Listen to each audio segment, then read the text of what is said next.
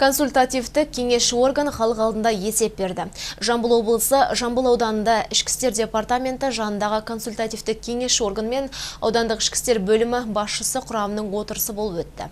Дәстүрлі түрде ұйымдастырылатын отырыстың негізгі мақсаты ішкі істер органы қызметіне халық сенімін арттыру, полиция мен тұрғындар қарым-қатынасын нығайту, консультативтік, әдістемелік және өзге де әлеуметтік мәселелерді шешуде орган тарапынан қажетті көмек көрсету.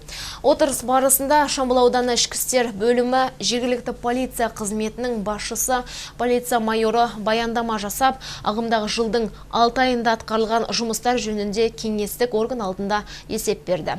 Сондай-ақ мұнда тәртіппен заңдылықтың сақталу жай-күйі туралы мәселелер, мемлекеттік қызметшілердің әдеп кодексі нормаларын бұзу деректері қаралды.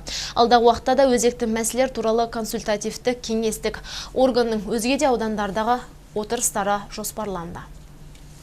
Жамбыл ауданының көлемінде қазіргі таңда 80-20 халық тұрады. Ауылдық жерлерде әрбір 2000 халыққа бір учаскелік полиция инспектор бекітілуі тиіс. Сонда 80-20 халыққа біз 40 учаскелік полиция инспекторы болу. Қылмысқа келетін болсақ, 2017 жылдың 6 айында жалпы қылмыстың саны тіркелуі 24,3%-ға төмендеп отыр. Былтырғы жылы 367 қылмыс тіркелсе, биылғы жылы 278, яғни 89 қылмысқа төмендеген.